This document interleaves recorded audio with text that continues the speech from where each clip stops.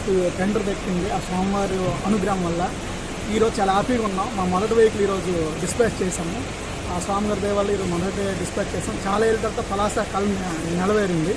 ఈరోజు చాలా హ్యాపీగా ఉన్నాం. మొదటి బండి వెళ్ళడం వల్ల ఇలాగే పలాసకి ఇంకొద్దిగా టీటీడీకి మన పలాసని సప్లై చేసి మన చుట్టుపక్కల ఫార్మర్స్కి అండ్ అందరికీ సపోర్టింగ్ ఉంటుంది అండ్ మన లేబర్ కూడా సపోర్టింగ్ ఉంటుంది.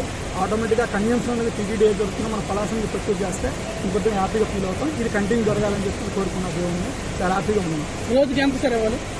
రోజుకి 3 టన్ రిక్వైర్మెంట్ టీటీడీకి ఉంది. వాళ్ళు టెండర్ ద్వారానే ప్రొక్యూర్ చేస్తారు. ఎవ్రీ 3 months 4 months టెండర్ ఉంటుంది.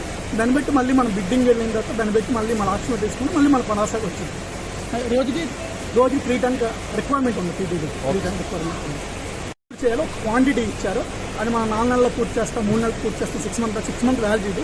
అందరిలో మనం దాన్ని డెలివర్ చేయాలి.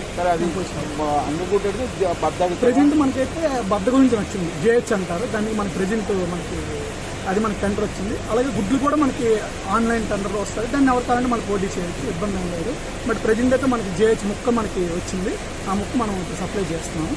ఫ్యూచర్ ఒక 4 months వరకు మనం సప్లై చేయాలి.